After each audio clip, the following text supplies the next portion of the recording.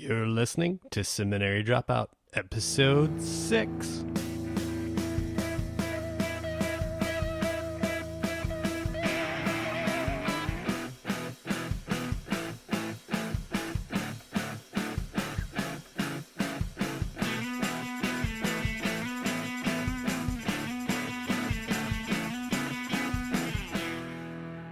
My guest today is best-selling author, renowned activist, sought-after speaker, and self-proclaimed recovering sinner. He writes and speaks around the world about peacemaking, social justice, and Jesus. He is the author of numerous books, including The Irresistible Revolution and Jesus for President. He's a visionary leader of the Simple Way in Philadelphia, and his work has been featured in Fox News, Esquire, Spin Magazine, The Wall Street Journal, NPR, and CNN. And of course, we probably don't need this introduction because I think my listeners will probably know exactly who you are. Shane Claiborne, thank you so much for being on the show with us today. Well, it's great to be here. You named all them other places, but this is the most significant, your podcast, man. So thanks for having me. Well, I'm just so excited about it. So the book was released yesterday, correct? Is that right?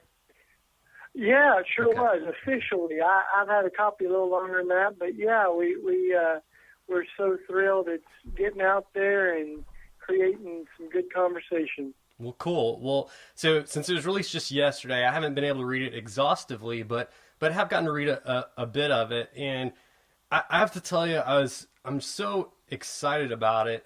For one, I'm a huge fan of you and your writings, and I'm also a huge fan of Tony and his, and so for you guys to be together, that's a huge deal. So I noticed, the format of the book is really, I almost feel like we're sitting in on a conversation between you and Tony. What made you guys decide to go with a format like that? Well, we believe in dialogue, and every book. I wrote my first book in 2006, but every book since then I've written with somebody else, and that's the part of what I really believe is that we kind of have stronger voices together than on our own, and doesn't mean we all need to agree on everything, but we can model civil discourse and talk about real stuff. And so this book with Tony is it's been awesome. It's a conversation, cross generations, and old Baptist preacher and young fella, and he doesn't have any hair, and I got a lot, and we just had a great conversation. We're talking about everything from theology to lifestyle to politics, and but really at the end of the day, what we had in common and what is the framework for the conversation is this idea of what if Jesus really meant the stuff he said, and what if the words of Jesus and the life and teaching of Jesus were the model for our lives? How would the world look different? Yeah, and that's something that I've heard you say a few times before. That question of what if Jesus really meant the words that he said, and it seems like kind of an undercurrent in all of your writings, and this one specifically. And I have to say that I think that when I'm reading this book,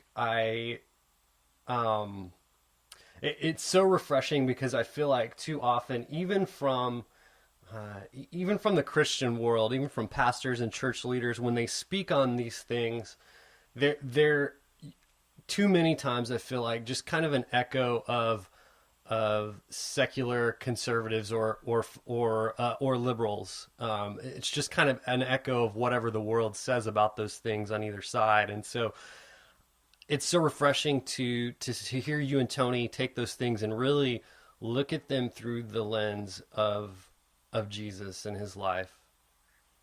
Well, we're not interested in people being more Republican or more Democrat, but more Christ-like, and that's one of the places we began is with lament. That Christians aren't always known for the things that Christ was known for, and in fact, the Barna Research Group asked young non-Christians what comes to mind when they hear the word Christian, and the top three answers were anti-gay, judgmental, and hypocritical. Yeah. and the rest of the list wasn't much better than those. And you look at those things, and you go, my gosh, like, how is it that we Christians have come to look so unlike Christ?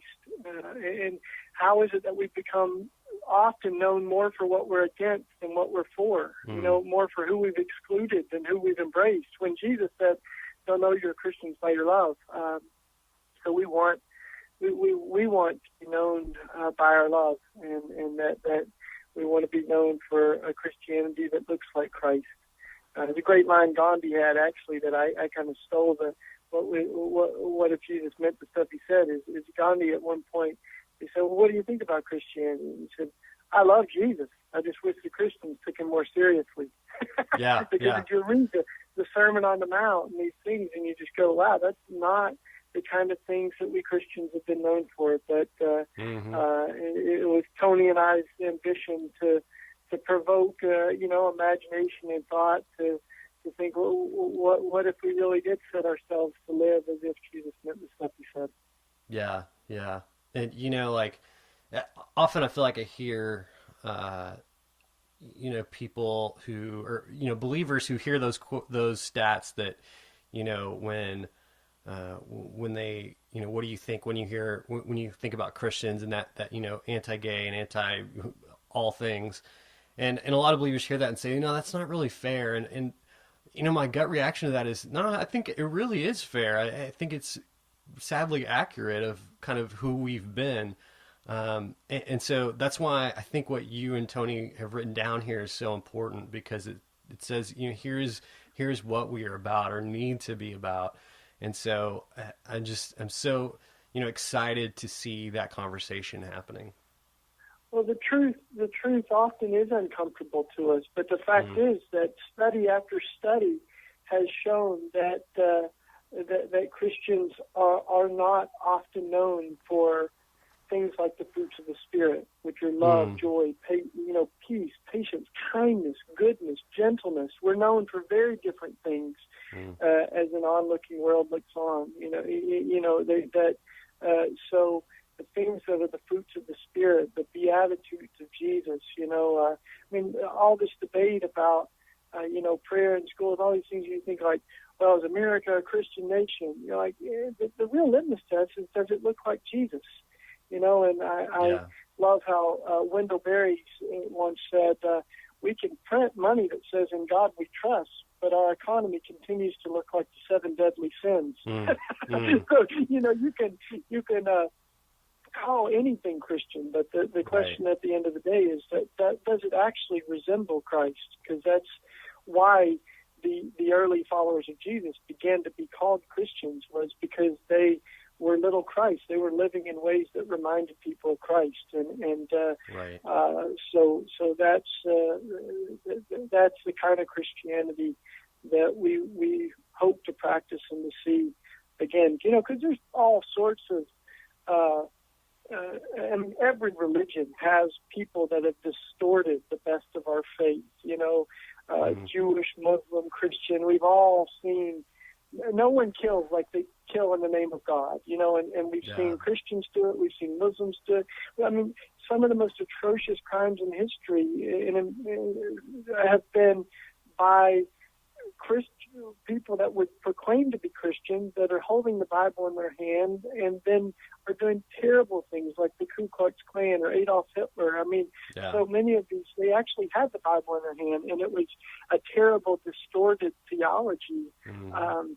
And bad theology gets people killed, and it breaks their heart. I think it breaks God's heart to be so badly misrepresented.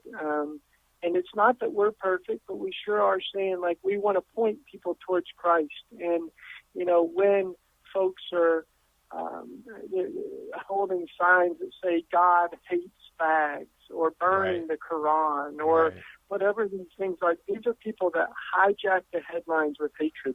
Yeah. And I think over and over there is a movement of folks that know deep down, Christian or not, they look at that and they go, that just doesn't feel like Jesus. There's something not quite right about that.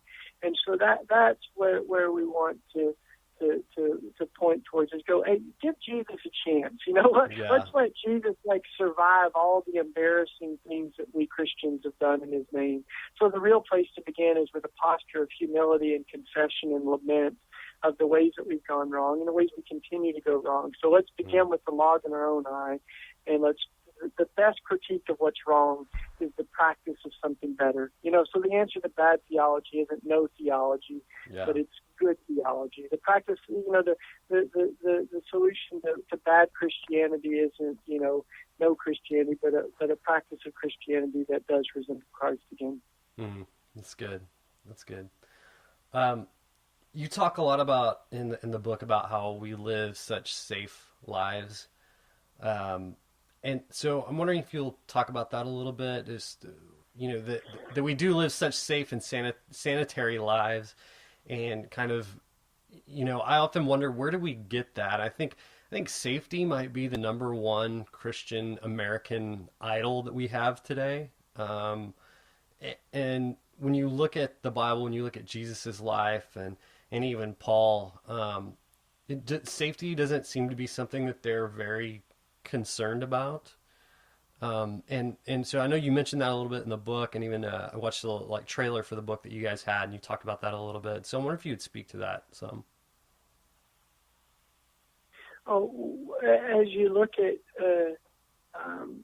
the world that we live in, I mean, we live in a world that is just obsessed with safety, and it's often held hostage to our fear, and we fortify our borders and build defense shields, and and have so many locks on our houses and cars, and we're just in such we find ourselves held hostage, I think, to our own fear, and so Jesus comes to liberate us from that, I think, and if you want to find your life, and give it away. It's no wonder that you're not ready to be my disciple unless you're ready to come and die, and it's no wonder that people have a hard time believing in our talk of resurrection, and they balk at our idea that life is more powerful than death, because we live in such fear of death. And yet, the promise of resurrection is that we might get killed, but we'll rise again. And that allows you to live with a freedom and a winsomeness, like the lilies and the sparrows, with a sense of I don't need to stockpile for tomorrow and worry about the economy, And right. I've learned a lot of that from living among, poor and homeless folks. One of my neighbors, people were talking about the Wall Street and the recession, and one of my neighbors goes, no matter what happens on Wall Street, God is still good. And he said, and besides, my people have been in a recession for a couple hundred years, but God never left us. Wow. And so there's something to that ability to realize that all the stuff of earth, thieves can destroy, fires can burn up, rust can rot out, and moths can eat away. But what really lasts? And so that's what Jesus is constantly doing. And my mom, bless her, I'm her only kid, and, she's been through a lot of anxiety over the years, I'm sure. And, when I went to Iraq during the war and the bombing, my mom was a little worried. But then she said, the more I pray, she said, the more I sense that God isn't calling you to be safe, and that God will be with you in the danger. And there's no more dangerous place. There's no more dangerous place for Christians to be than in comfort and safety, and insulated from the pain of the world. Because the very story of Jesus is about God leaving the comforts of heaven and joining the pain and the crud and the suffering here on earth. And so, I really believe that Christians at our core are called to move towards the suffering, towards the pain of the world, rather than just mirroring the pattern of suburban sprawl and of fear and things where move away from neighborhoods where there's high crime, right, and there's people that don't look like us or whatever. We're always scared of what we don't know or what's unfamiliar. And yet, the very story of Jesus is about God moving into the neighborhood and God moving into a place where people said nothing good could come. So that's the pattern that compels us. And if we allow the story of Jesus to kind of infect our lives, it is an uncomfortable message. I love that old saying that the true gospel comforts the disturbed, but it disturbs the comfortable. And that's what I think Jesus really does to us. Is Jesus kind of messes with the things that we trust in and the securities that we have, and challenges us to live with more freedom that is found only in God, and all this other stuff is just sinking sand. Yeah, that's great. Well, I want to use something that you just mentioned there to kind of segue into my next question, which is you speak a lot about the idea of not hoarding up and not stockpiling and things of that nature. And so I kind of have a question that I've always wanted to ask you on kind of a practical question. Just a little bit about my background. At a different part of my life, I was a caseworker for the state and for a department called Adult Protective Services, working mostly with the elderly. And, often I would encounter elderly people in poverty who, not necessarily through any fault of their own, not because of laziness or anything like that, but they were in poverty because they had just never thought that they were going to live to the age that they were, and so their savings ran out before their life did. And so I'm just curious what you would say to that problem. When Jesus is kind of inviting, even commanding us to sell what we have and give it to the poor, and to live like the lilies and the sparrows, and all these things, they can seem pretty impractical, and yet I think what Jesus was inviting us, really, especially the early Christians, what Jesus was daring them to discover was that there is an alternative security, or there's an alternative way of caring for one another, other than just me and mine, and stockpiling for tomorrow, enough stuff for, our retirement or our 401k or whatever. I mean, Jesus really, really challenges that. And I mean, in one place, Jesus says, here's a story for you. There's a guy that's built a barn to store up a bunch of stuff for later, and the barn's not big enough. So he says, man, I'll need to tear down this barn and build a bigger barn. And God just looks down and says, you fool, you don't even know if you're going to have tomorrow, what's going to happen to all your stuff when you die. So that idea, tomorrow's got enough worries of its own, don't worry about what you're going to eat or what you're going to wear.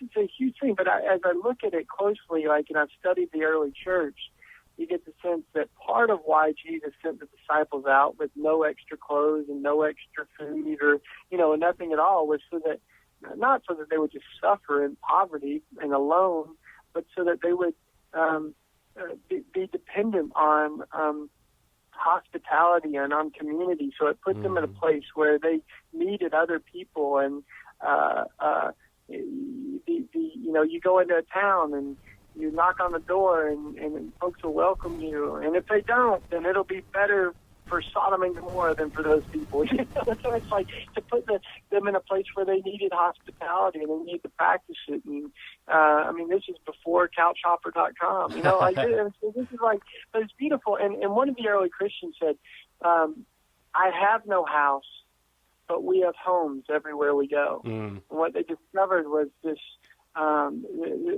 radical new economy where it's a contradiction to the pattern that we often see in our world, where I'm responsible for me and my family, and I'm going to hold up a bunch of money in a bank account.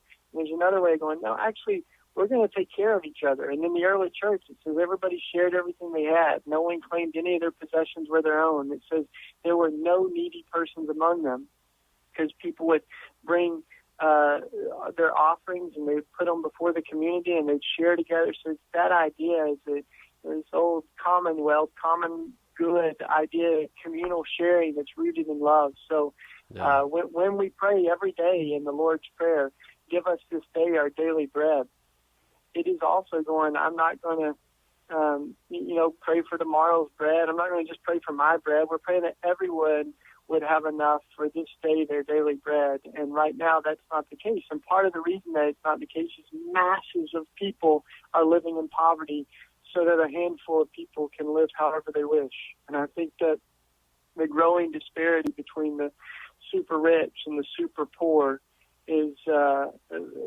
very disturbing to Jesus and to God. And one of the very first scriptures in Exodus is, God pouring down bread from heaven. But God says, before they even have the Ten Commandments, God says, don't take more than your daily bread, or else there won't be enough for everybody.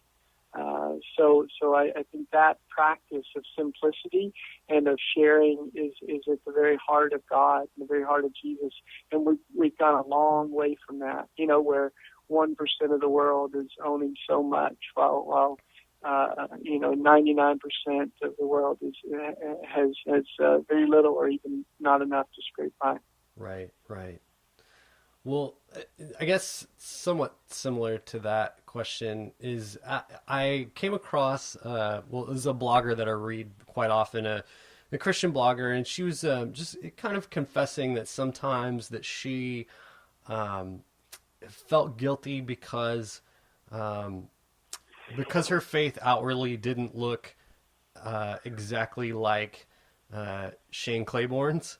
And the fact that she didn't sleep with the homeless and alongside the homeless and sell everything that she owned and things like that, and then talked about the responsibilities of raising children and having a full-time job and things that go along with that.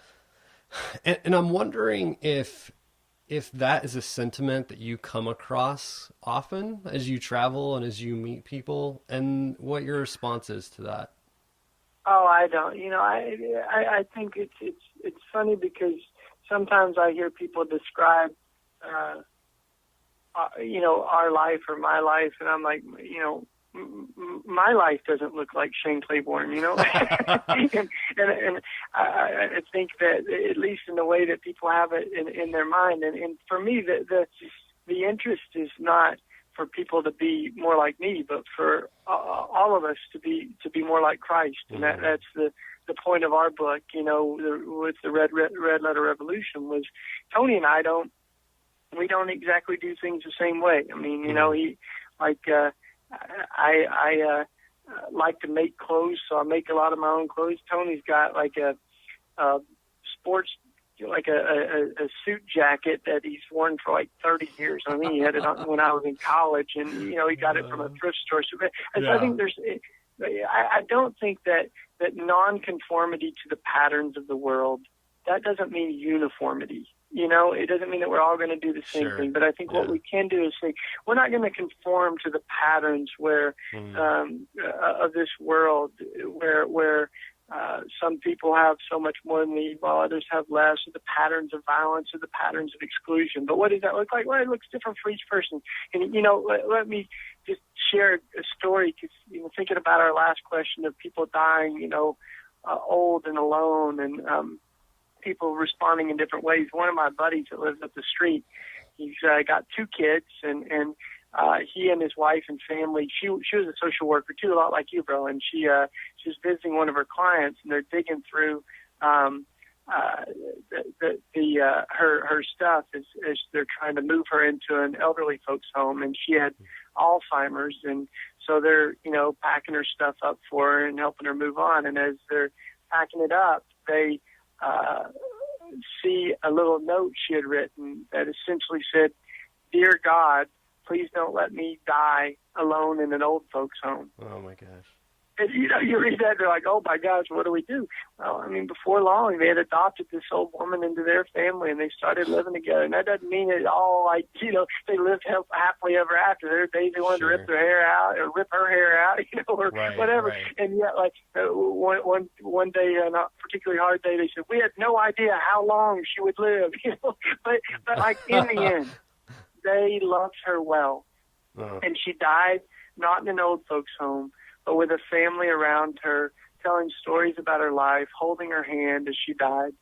And that's what I think the community of God looks like. It doesn't look like everybody, just moving and sleeping on the streets or something. I think it looks like all of us saying, what does it mean to love my neighbor as myself? What does it mean to love my 90-year-old Alzheimer's unrelated biologically client, as myself? How would I want to be treated if that was me?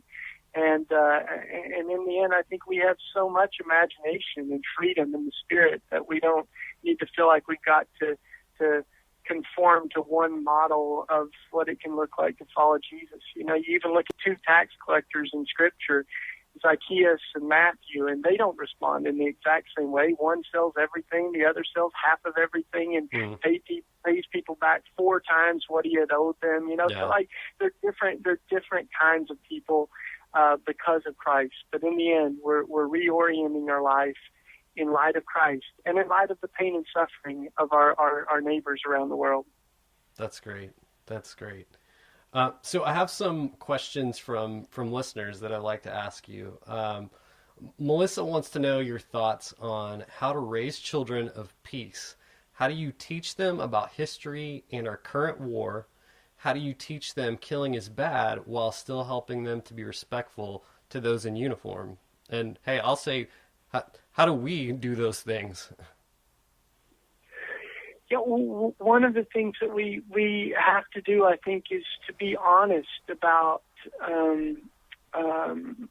what our history and what we're teaching kids. And in fact, on my Facebook page right now, I've got a post about Columbus Day, kind of saying, let's be honest about what happened with Christopher Columbus, and without like being anti-American or something like that. But let's be honest with our history. And there's a good book that's entitled "Lies My Teacher Told Me."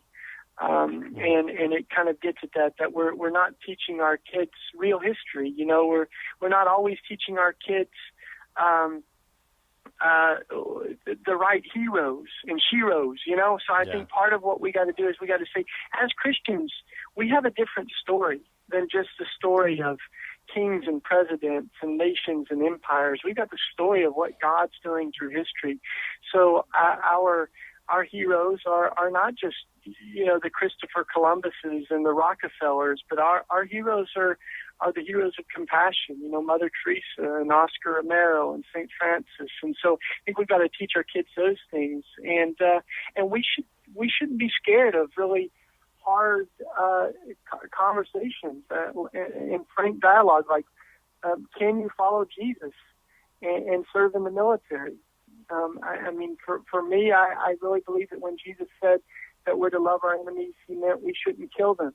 Yeah. And I see more and more young people that end up in the military, sometimes because of financial reasons. Sure. And they, one of my friends of Iraq, he said there's an economic draft in America that a lot of people don't know how they're going to go to college. They join the military, and then like him, find themselves in really, really difficult positions where he said he felt like he was trying to serve two masters. He was trying to serve Christ and trying to serve his country, and he felt like he said, I can't carry a cross in one hand and a gun in the other.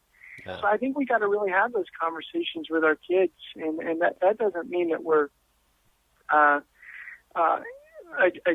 villainizing soldiers or something like that. Right. My friend who himself is a veteran from the Iraq War, he came back and he actually just wrote a book called Reborn on the 4th of July. And I love it because he's got a shirt that says, "For God and Country." in that order. So it says, I'm a Christian first and American second. And so what does it mean to pledge allegiance to Christ? So that's the kind of thing I think we've got to teach our kids, even if that's unpopular, but in the end, there's a reason that that soldier suicides are at one a day, that are often, there's more people dying from suicide than from combat. And part of that is because we are not teaching our kids, you're not born to kill. You're born to Jesus said, blessed are the peacemakers, for they're the children of God. So let's figure out how people can live into the vocation that God has for them. Yeah, man, that's so good. I feel like, we could sit and talk about that for hours. Okay, next question. This question is actually from my wife, and she asked the question about the balance. That's nice that your wife listens to your show. That's real nice. My wife and my mom are my number one fans, I have to say. I have an audience of two. Well, three if you count Jesus. Audience of three. Okay, anyways. She wanted you to speak on the balance of care for others and self-care. And I will say, that is not a problem for me. I'm the one who has to remind myself, Jesus wants me to take care of other people. But people like my wife will, work themselves sick, caring for other people and focusing on other people and never caring for themselves. What do you have to say about that? I had a friend who I respect so much because he's integrated those really well. And he said, some people need to hear, love your neighbor as you love yourself. And other people need to hear, love yourself as you love your neighbor. Because without a doubt, there are some folks that end up pouring themselves out so much that we don't take care of our own souls or, our own bodies or sustain ourselves, and practice things like a Sabbath and do things with joy. And so I think that we've got to do this in community too, to where we don't feel like we're the Lone Ranger saviors and messiahs of the world. The Messiah's already come and we're not him, and so that allows us to live with a little bit more freedom, I think, to go, I'm joining God's work. But in the end, it is God's work. And the burdens of the world aren't on my shoulders alone. And so when we do that in community, it gives you, as the scriptures say, bear one another's burdens. You come home and you can say, man, I had a really crappy day. Danny's dad beat him up again. And, I've been really carrying that. And you got other people that carry that with you. And also everybody's imagination trying to figure out how can we keep that from happening again, So I think, just as many hands make for light work, many shoulders make the burdens a little lighter. So we've got to do things that not just get rid of bad habits, but we've got to create some holy habits too, that keep rejuvenating and refreshing our soul. And I think Jesus was really good at that, at running off to the mountain and, turning water into wine to keep the party going. And, I think Jesus knew how to laugh and to love and wasn't just this kind of like social justice people, man. They can be so serious, and so I think if we can't laugh a little bit, then the devil's already won. Well put. Well, the book is called Red Letter Revolution. Shane, is there a preferred vendor where people could get this book, or does it matter? Folks can get it anywhere books are sold, I think, but you can also get it from our little community in North Philadelphia by going to thesimpleway.org. So just thesimpleway.org, and there's a way that you can order it right off the website. And wow. Create How a did you job like for that? one of my friends in the neighborhood. If that thanks doesn't for make having you me on the want show, to read man. Red Yeah. Letter Revolution, Thanks so much, then Shane, I don't know for your what time and for all you do. We're just so appreciative. So, Shane, thanks for being with us. I could just listen to his wisdom for a long time. Bye-bye. Take care. An Bye-bye. interesting kind of backstory to that interview. I was so excited to be able to interview Shane, and he and his assistant and his people were so generous in giving me his time. And, he's got a lot of interviews to do, especially when a book is coming out. And so, they had told me he can give you 30 minutes. And I said, that's wonderful. And so, we worked that out weeks beforehand. The day of that afternoon, I was having coffee with my friend Don, and was telling him how, excited I was that in a little over an hour, I was going to be interviewing Shane Claiborne. And a few minutes later, my phone rings, and it's a hidden number. And I instantly know and realize that the time we had was East Coast time, which is an hour ahead of my time here in Texas. I instantly know what's going on for some reason. It just clicks in my head. I think, oh, I'm so dumb. And so I talked, it's Shane, and I said, can I have a few minutes and call you back? And he said, sure. So I race home. Thankfully, I wasn't that far from my home. It's a race home, and everything's set up and ready to go. And I call him back, and this time it's already 15 minutes into what would have been our 30-minute interview. And so I called him back and said, hey, sorry about that. I'm kind of new at this and didn't realize that the time it was East Coast time. It was, my fault, and I'm really sorry. And he said, oh, that's okay. That's all right. And I said, do you have another interview in 15 minutes? And he said, no, I've got some flex time. I can talk a little bit longer than that. And our interview even went a little bit longer than 30 minutes. And he was gracious enough with his time. So I can't thank him enough for doing that. And so that's the kind of guy he is behind the scenes. I have been haunted since this interview about the words, what if Jesus really meant the words that he said? What if Jesus really meant the words that he said about money? What if Jesus really meant the words that he said about violence? And I think that believers can wrestle with those questions and come to different conclusions. But what's frustrating is when we don't wrestle at all, and when we're not haunted with those words at all. Too often, we go to our pastors and we say, hey, tell me a way to make these words okay, where I can still live comfortably, where I don't have to sacrifice anything. Tell me how to interpret Jesus' words so that I don't have to change any part of my life. And we don't wrestle, and we're not haunted by those words. And so I guess my prayer would be that we would be haunted by those words, that we would not let them easily escape us, and that we would love God more than we love our American lifestyle. And that's my hope for us and our prayer for us. And I'm haunted by that. That's all I can say. I keep saying that. Sorry, that's repetitive. But I'm working through that. So maybe look out for that on the blog. I may want to kind of flesh some of that out on the blog in the coming months. So look out for that. Last week's post was kind of more of a lighthearted post, kind of top 10 things of the year. Some of it's stupid, some of it's silly, and some serious stuff too. So go check it out.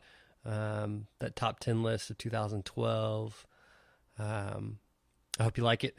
And next week I'm going to have my guest Grace Biskey. Had a great interview with her. You should look her up, get familiar with some of her stuff if you're not already, which probably many of you are.